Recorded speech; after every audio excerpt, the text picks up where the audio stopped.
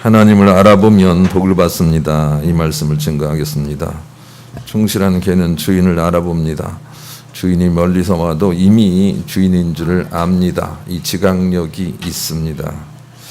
또 음식도 그렇습니다. 아무 사람에게서나 음식을 받아 먹지 않습니다. 충실한 개일수록 주인이 주는 음식만을 받아 먹고 또 먹지 말라는 것을 먹지 않습니다. 더 중요한 것은 많은 소리가 있지만 주인의 소리를 잘 지각합니다. 분별합니다. 알아봅니다. 이런 개일수록 명품 개예요. 잡종 개는 아무거나 먹고 아무거나 따라가요. 명품 개는 분별력이 있어요. 아무거나 하지 않는 거죠. 믿음도 마찬가지예요. 명품 믿음이 있습니다. 이런 믿음은 하나님을 알아봅니다.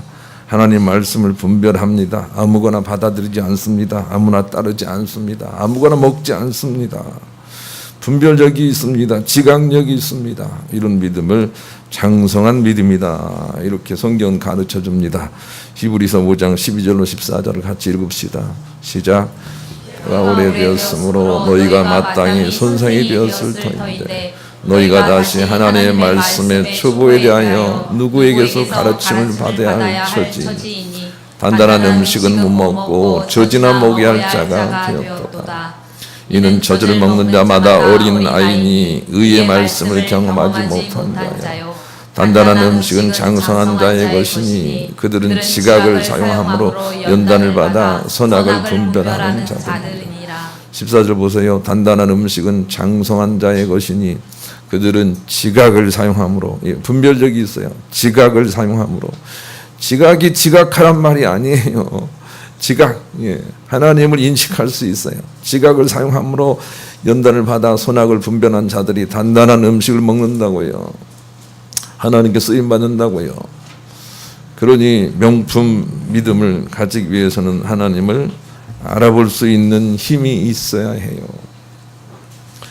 다윗은 하나님을 분별해 알아볼 수가 있었어요. 그래서 그는 정말로 위대한 하나님의 축복의 사람이 되었어요. 하나님 보시기에 그 많은 사람들 중에서 다윗만큼은 하나님 찾는 사람이었어요. 그래서 하나님은 다윗에게 복주기를 주저하지 않았어요.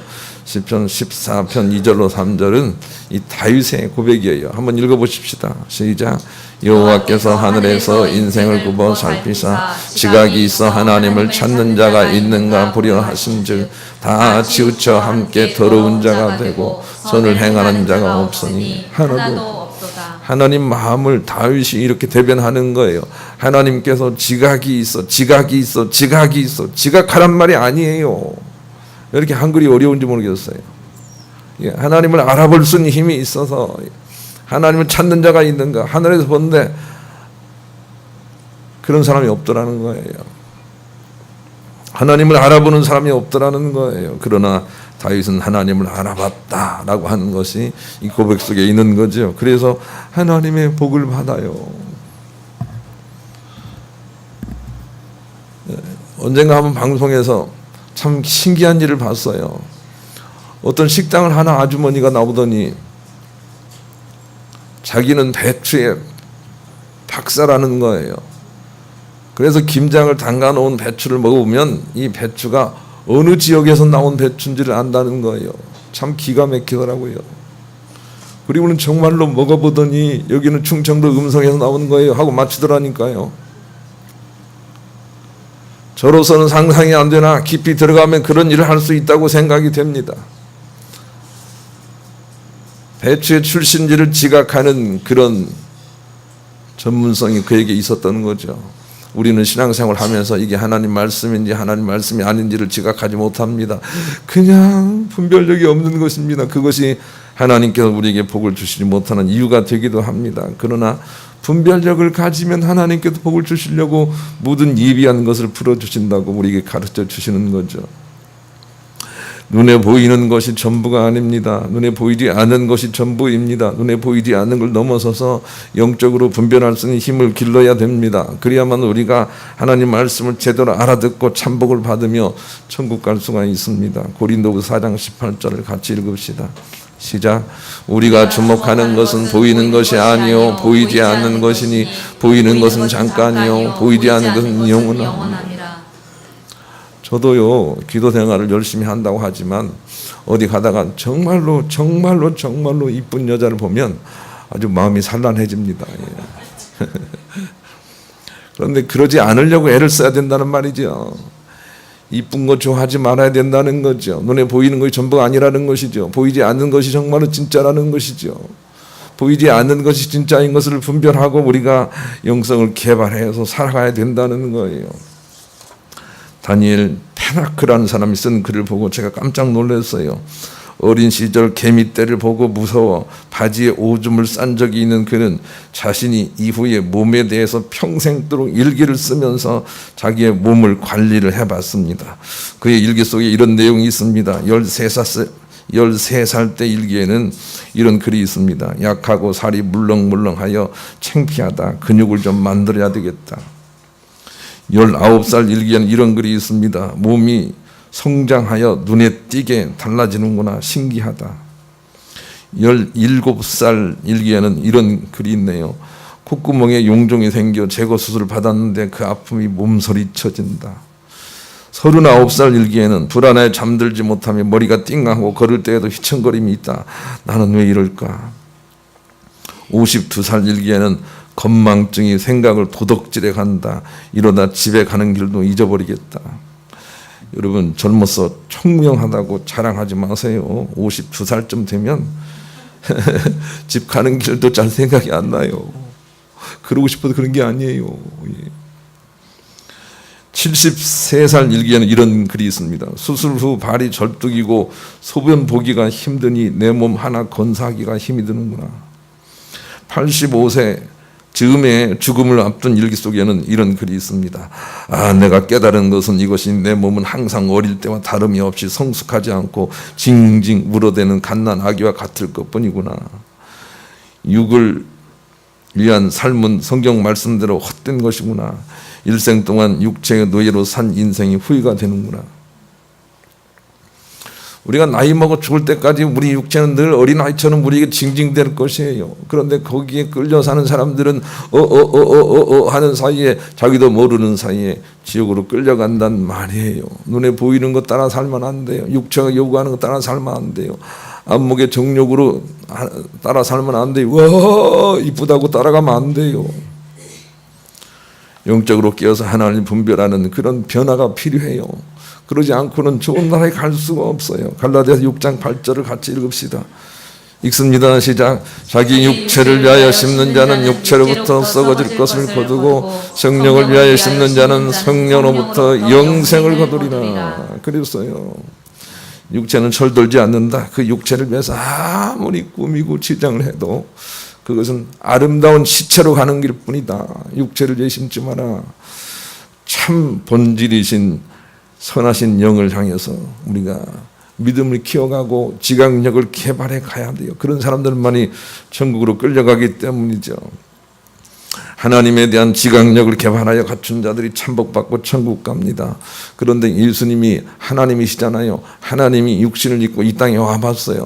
그래서 믿음의 사람들 고향 바리새인들 유대인들에게 가봤다고요. 그랬더니 다윗의 고백처럼 지각이 있어서 하나님께 깨어있는 사람은 없고 다 종교적으로 되어 있는 거예요. 하나님께 복을 받으려고만 되어 있는 거예요. 예수님이 하나님이 이 비밀을 아시죠? 하나님이 이 땅에 오셨는데 하나님을 알아보는 사람이 없는 거예요. 왜냐하면 평소에 하나님을 지각할 수 있는 능력이 없었기 때문이죠. 그래서 예수님은 바리새인들을 훈계하기 위해서 늘 사마리아인들을 들어서 교훈을 합니다. 사마리아인들은 아주 가난하고 못된 사람들 같은데도 그들은 하나님을 알아볼 수 있는 힘이 이렇게라도 있는데 너희들은 나를 사랑한다고 하면서 정녕 나를 알아보지는 못하는구나 하는 비유를 우리에게 주시기 위하여 사마리아인들의 비유를 자꾸 들으시고 오늘은 정말로 사마리아 지방을 가십니다. 그리고 나서 무지렁이 같은 한 여자와 대화를 하는데 이 여자는 몇 번 훈계를 하니까 자기가 메시아인 걸 알아보는 거예요. 사마리아인도 알아보는 메시아를 유대인들은 믿음이 좋다고 하면서 알아보지 못하는 것을 넌지시 비유하여 우리 가운데 하나님께서 교훈하시는 거예요. 너희들은 왜 나를 알아보지도 못하느냐. 이 사마리아인처럼 알아보는데 하는 메시지가 오늘 본문에 있는 거예요. 본문을 한번 읽읍시다. 읽습니다. 시작.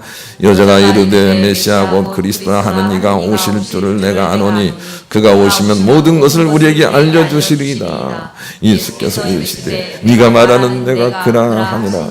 그 다음은 읽지 않았습니다. 그런데 그 다음은 이 사마리아 여인이 내가 메시아를 만났다 하고 동네방네 가서 떠드시 전도를 합니다.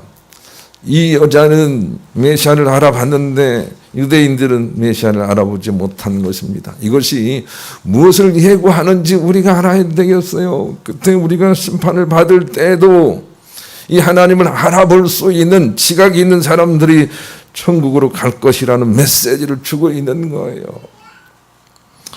우리가 좋으시고 참되신 하나님을 자꾸 떠올리면 그분에게서 좋은 것이 나오다가 우리를 천국으로 이끌어 갈 것입니다. 그런데 원덕교 장로님 걔도 이명희 권사님의 걔도 주인을 알아보는데 알아보죠. 권사님 그냥 어디서 막 가도 막 알아보지요. 알아봐. 걔도 알아보는데 아니 어째서 너희들은 나를 몰라보느냐 하고 탄식을 하세요. 이사야 1장 2절로 3절 똑같은 말씀을 주세요. 한번 읽어보십시다. 시작. 하늘이여 들으라 땅이여 귀를 기울이라 여호와께서 말씀하시기를 내가 자식을 양육하였거늘 그들이 나를 거역하였도다. 소도 그 임자를 알고 나귀도 그 주의 구유를 알건만은 이스라엘은 알지 못하고 나의 백성은 깨닫지 못하는도다. 3절 다시 읽읍시다. 우리에게 주시는 말씀이에요. 시작. 소도 그 임자를 알고 나귀는 그 주인의 구유를 알건만은 이스라엘은 알지 못하고 나의 백성은 깨닫지 못한다. 소만도 못하고 개만도 못하고 나귀만도 못한 우리예요. 우리는 주님을 알아보지 못하는 거예요. 그러면서도 계속 무엇을 예배한다 하고 있는 거예요. 지각이 없이 예배하는 거예요. 그런 일들에 대해서 하나님께서 얼마나 안타까움을 가지고 계신지 우리가 알아야 되겠어요. 오늘 정필래 장로님이 저 어디 벨기에에서 돌아오셔서 감사드린데 제가 듣기로는 이런 얘기를 들었어요.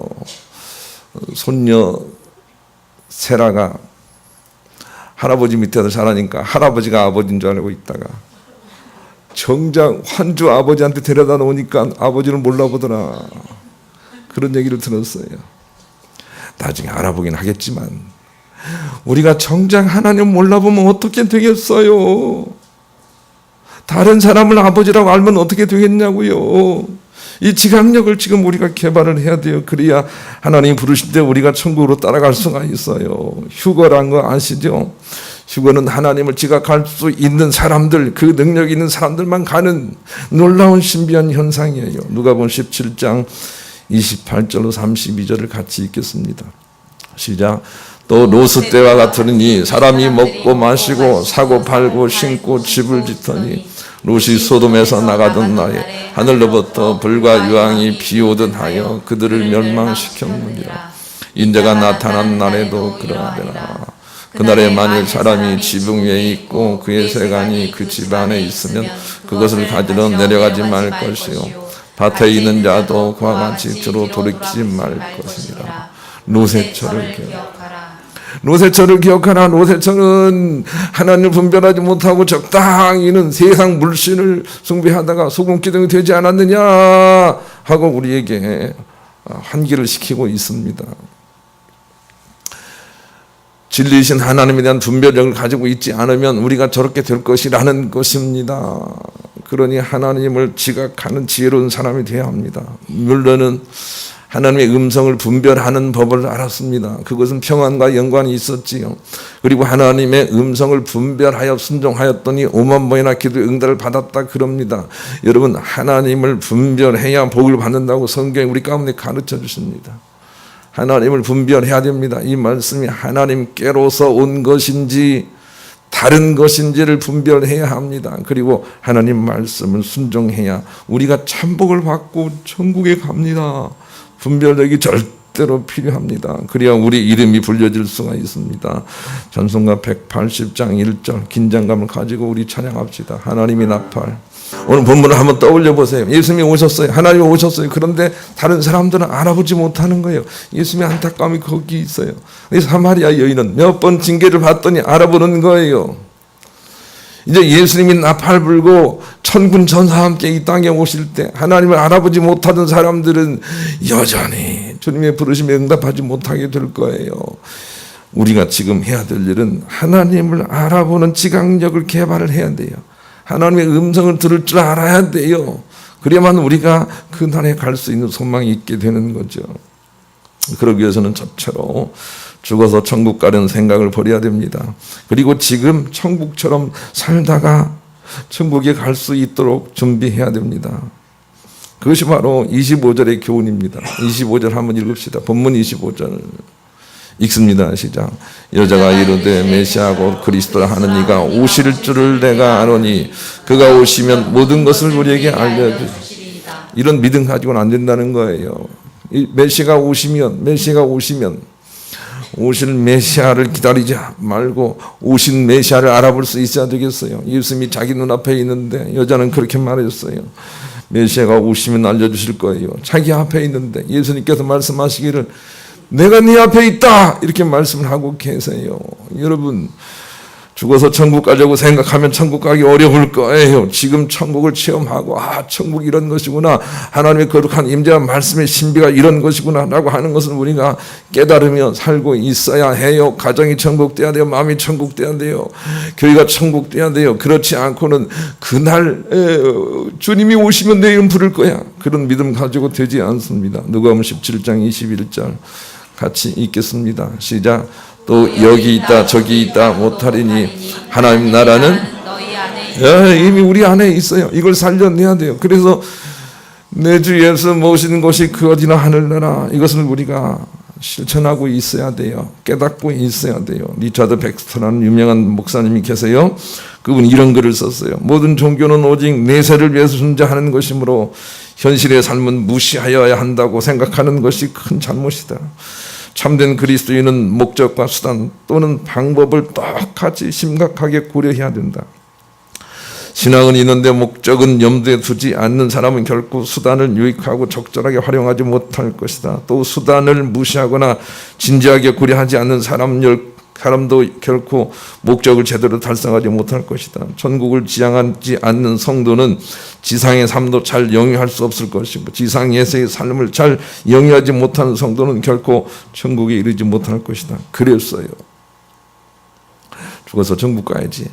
이 지긋지긋한 세상 참아서 천국 가야지. 이런 사람들은 천국 못 가요. 갈 수가 없어요. 왜냐하면 이 현실에서 우리 안에 이미 하나님의 나라를 지각하지 못하기 때문에 그런 거죠. 이미 우리 가운데 계신 하나님을 지각할 수 있는 분별력이 필요해요. 그래서 저는 1월 27일 신문에다가 영광이나 사명을 적었어요. 신앙의 목표는 사랑입니다. 왜 사랑이냐면 하나님의 나라가 사랑이기 때문이죠. 성경의 목표는 나이만큼 읽기, 교회의 목표는 모든 예배에 참여하기, 가정의 목표는 하나님 주권 세우기, 천국 만들기. 가정 천국 만들어야 돼요. 가정 천국 만들려면 하나님의 음성을 들어야 돼요. 자기 생각을 내려놓고. 인생의 목표는 천국 훈련이다. 이렇게 기록한 바가 있어요. 여러분, 하나님을 지각하고 천국 만들고 이미 천국을 체험하고 있어야 천국 간다는 걸 꼭 기억을 해야 되겠어요. 우리 그런 마음을 가지고 찬송가 438장 1절 부릅시다. 천국 만들어야 되겠어요. 두 번째는 결국은 사랑에 대한 지각력을 배워내야 된다는 거죠. 하나님은 사랑이시기 때문에 그래요. 하나님의 나라의 윤리는 사랑이기 때문에 그래요. 그래서 사랑을 지각하면 돼요. 요한 1서 4장 16절 같이 읽읍시다. 하나님은 사랑이세요. 읽습니다. 시작. 하나님이 우리를 사랑하시는 사랑을 우리가 알고 믿었노니 하나님은 사랑이시라. 사랑하는 자는 하나님 안에 거하고 하나님도 그의 안에 거하십니다. 그래서 이 사랑에 대한 지각력을 분별해내면 돼요. 그러면 하나님을 인식할 수가 있어요. 그 사람이 잘생겼다고 좋은 사람이 아니란 말이에요. 이쁘다고 좋은 사람이 아니란 말이에요. 사랑하는 사람이 좋은 사람이란 말이에요. 그런 사람을 우리가 지각해야 돼요. 사랑이 무엇이라고 묻는다면 뭐라고 대답하시겠어요? 사랑이 무엇이냐고 묻는다면 고린도전서 13장 4절로 7절이 사랑이라고 대답을 해야 돼요. 사랑은 오래 참고 사랑은 온유하며 투기하는 자가 되지 아니하며. 그래 사랑은 질투가 없어요. 이 질투만 가지고도 얼마나 기도해야 되는지 아시죠? 그런데 어떤 사람이 질투를 하지 않는 거예요. 어떤 사람이 비교의식이 없는 거예요. 그럴 때 우리는 하나님의 사랑이 여기 있구나 하고 분별할 수 있어야 된다는 말이에요. 좋은 배우자감은 질투하지 않는 배우자감이에요. 그런데 그냥 이쁘면 다 용서가 되는 우리 본능이 있잖아요. 그걸 극복해야 되는 거죠. 질투하지 않아요. 자랑하지 않아요. 사랑은 자랑하지 않아요. 이 부분에 가장 진리를 판별할 수 있는 그런 어떤 무기가 돼요. 여러분, 자랑하는 사람은 하나님이 아니에요. 자기가 무엇을 해놓고 능력을 자랑하는 사람은 하나님께 온 사람이 아니란 말이에요. 분별을 해야 돼요. 자랑하지 않아요. 사랑은 자랑하지 않아요. 그 사랑에 대한 분별력을 가지면 우리가 하나님 분별할 수 있고 천국 갈 수 있다는 걸 우리가 알 수가 있는 거죠. 아인슈타인은 히틀러라는 거대한 능력자를 만났어요. 히틀러는 결과적으로 나쁜 사람이 되었지만 초반기에는 현명한 사람이 됐단 말이에요. 독일의 리더 빛이 됐고 자기가 하나님이라고 해도 따를 만큼 그 당시에 독일의 교의도 따랐단 말이에요. 그런데 아인슈타인은 고개를 흔들었어요. 이 사람은 아니다 하고 고개를 흔들었어요. 왜냐하면 그에게는 사랑에 대한 분별력이 있었기 때문에 그래요. 우리에게도 이 사랑에 대한 분별이 있지 않으면 어떤 것에 끌려간단 말이에요. 마태복음 24장 10절로 13절 같이 읽겠습니다. 시작. 그때 많은 사람이 실족하게 되어 서로 잡아주고 서로 미워하겠으며 거짓 선지자가 많이 일어나 많은 사람을 미혹하겠으며 불법이 성함으로 많은 사람의 사랑이 식어지리라. 그러나 끝까지 견디는 자는 구원을 얻으리라. 12절 불법이 성함으로 많은 사람의 뭐가 식어지리라? 사랑이 식어지리라. 사랑이 식어지리라.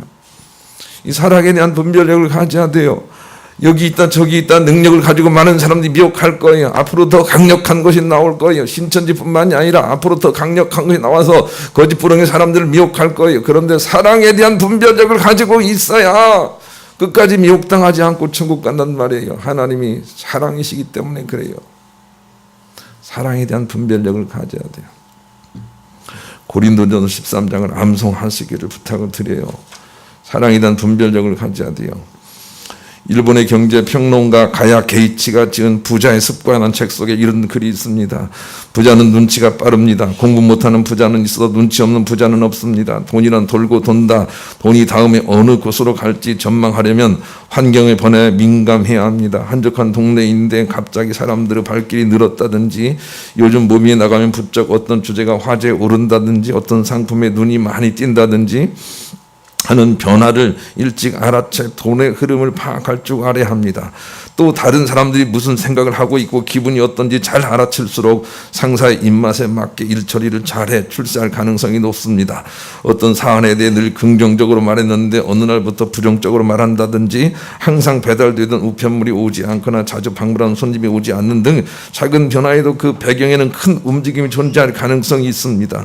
고객의 마음을 잘 읽으면 영업의 달인으로 성공하기 쉽습니다. 남이 무슨 생각을 하고 뭘 하는지 무감각한 사람은 돈의 흐름에 우둔하는 것입니다 라고 얘기했는데 이것은 세상적인 방법이고 우리는 하나님의 임재에 민감해야 합니다. 그래야만 영적으로 승리할 수 있습니다. 우리 예배를 하나님이 흠양하시는지 우리 마음에 풀어짐이 있는지 보이지 않는 손길이 우리를 만지고 있는지 이런 부분에 민감하지 않고는 결단코 우리는 하나님 나라의 백성이 될 수가 없습니다. 오스트리아 베토벤은 자기에게 어떻게 하면 그렇게 좋은 곡을 만들 수 있습니까? 라고 묻는 사람에게 이렇게 말을 했다고 합니다. 공기의 떨림을 주의해서 살펴보게 거기에 하늘의 계시가 있으니까 라고 가르쳤다고 합니다. 우리가 바른 영적인 지각력이 없이 하나님의 사람으로 승리할 수 없습니다. 우리가 하나님의 참복을 받지 못하는 것은 치우쳐 있고 하나님에 대한 바른 지각력이 없기 때문입니다. 그것이 오늘 본문이 주는 메시지입니다. 하나님에 대한 지각력이 없었다 유대인에는. 그러나 사마리아에 가니까 이 철부 같은 여자 하나가 자기를 알아보는구나. 이런 메시지를 우리 가운데 주고 있는 것이 오늘 본문인 것입니다. 사랑을 가장 소중하게 여기고 배워가시기를 바랍니다. 한국교회는 사랑을 소홀히 여기고 믿음만 중요하게 여기는 바로 인하여 유대인들처럼 하나님에 대한 지각력이 없어져 버렸습니다. 교회는 사랑을 제1의 가치로 여겨야 됩니다. 그리고 자꾸 사랑을 가르치고 사랑을 실천하고 배워내는 그런 교회가 되어야 하는 것입니다. 그렇지 않으면 신앙생활 오래 열심히 했어도 사단이 미혹하는데 그냥 훅 넘어갑니다. 분별력이 없기 때문에 그런 것입니다. 주님이 나팔 불기 전에 우리는 기도하여 이 지각력을 개발해 놓아야 합니다. 기도라고 하는 것은 하나님께 무엇을 원하여 나의 소원을 풀어내는 것이 결코 아닙니다. 기도라는 것은 하나님을 지각하는 힘을 가장 먼저 길러내는 것이고 그것을 붙들고 살아서 하나님의 뜻을 이루는 도구인 것입니다. 그 기도를 우리가 하지 않고는 결단코 깨어날 수가 없습니다. 기도의 자리로 나와야 합니다. 주님의 심오한 자리로 자꾸 나와야 합니다. 기도하지 않고는 깨어날 수가 없기 때문입니다. 그래서 항상 기도하라 그렇게 말씀하신 것입니다. 기도하여 하나님의 지각을 살려내면 모든 것이 다 회복이 됩니다. 그것이 하나님의 참복이기 때문입니다. 마지막으로 역대하 7장 14절을 같이 읽겠습니다. 읽습니다. 시작. 내 이름으로 일컫는 내 백성이 그들의 악한 길에서 떠나 스스로 낮추고 기도하여 내 얼굴을 찾으면 내가 하늘에 듣고 그들의 죄를 사하고 그들의 땅을 고칠지라. 우리가 할 일은 이 하나님을 지각하고 깨어 있는 것뿐입니다. 예배할 때 하나님을 지각하는 것입니다. 그러면 하나님께서는 우리의 땅과 우리의 모든 자손들을 고쳐나갑니다. 우리가 할 일은 진실로 깊은 영성을 가지고 하나님을 알아보려고 애쓰는 것입니다. 세속적인 마음을 내려놓고 깊은 곳에서 하나님을 만나고 돌아가는 것입니다. 그것을 유지하며 살려고 하는 것입니다. 그럴 때 모든 삶이 고쳐지고 생명이 있는 참복이 임하도록 하나님께서 미리 약속하신 바가 있으니 부디 사랑하는 우리 영광인들은 하나님께 끼어서 하나님에 대한 지각력을 개발하시고 잃지 않기를 원하며 그것 때문에 삶이 서서히 풀어져 엄만한 광명이 이루어지는 걸 체험하시고 하나님께 영광 돌리는 여러분 모두가 될 수 있기를 우리 주님의 이름으로 간절히 축원합니다.